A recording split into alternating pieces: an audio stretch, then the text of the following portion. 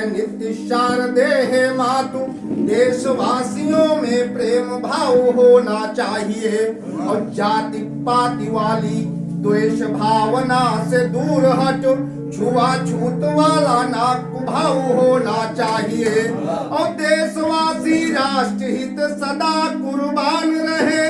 जनता का ऐसा ही स्वभाव होना चाहिए और सारा विश्व चरणों में हिंद के नवाए शीश ऐसा ही तिरंगे का प्रभाव होना चाहिए।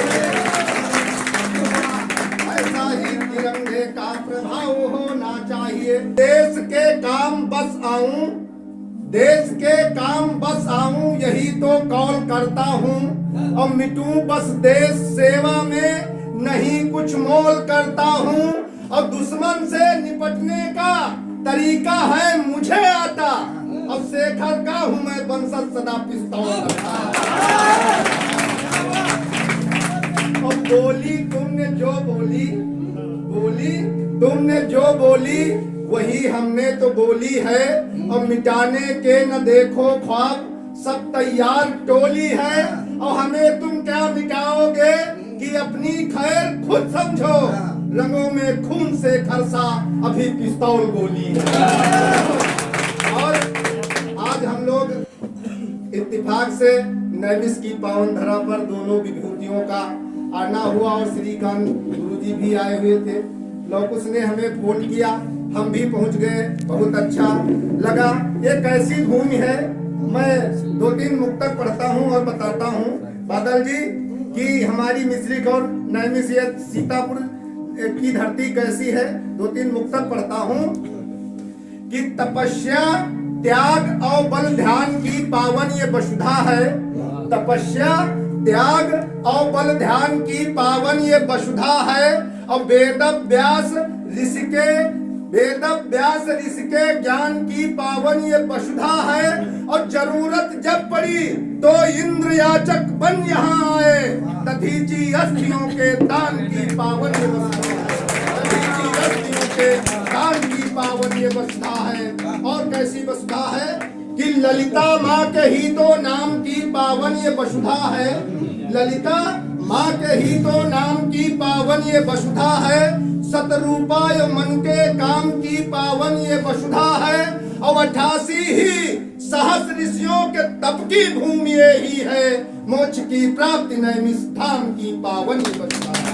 मोक्ष की प्राप्ति नैमिष धाम की पावन ये वसुधा। और हम लोग किस परिपाटी से हैं, तब पंक्तियां पढ़ता हूं कि लिया है जन्म भारत में, लिया है जन्म भारत में उसी का गान करते हैं और वसुधा स्वर्ग से अच्छी है तो अभिमान करते हैं और देवों के लिए भी हम तो अस्थि दान कर देते। कसम से दिल में हिंदी और हिंदुस्तान रखते हैं।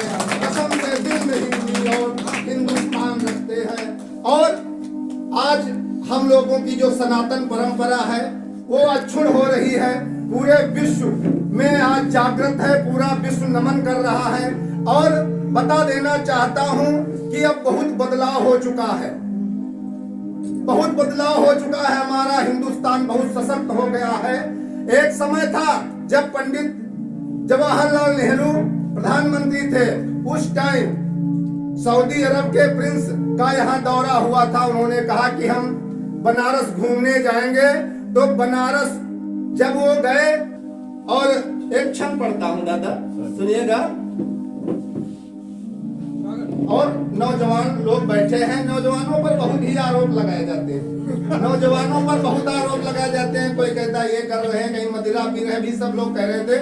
लेकिन मैं आप लोगों के सम्मान में एक क्षण पढ़ता हूँ कि खेल और कूद में समय व्यर्थ करने का, खेल और कूद में समय व्यर्थ करने का मिथ्या ही आरोप जिन्हें सदा लगते रहे और मस्ती मदहोश में जो रहते हैं मदमस्त, जिन पर सदा सभी दोष मढ़ते रहे, तो वही नौजवान खुद राष्ट्र की सुरक्षा हेतु बल बेदियों पर नित्य नित्य चढ़ते रहे और स्वाभिमान राष्ट्र का ना झुकने दिया कभी।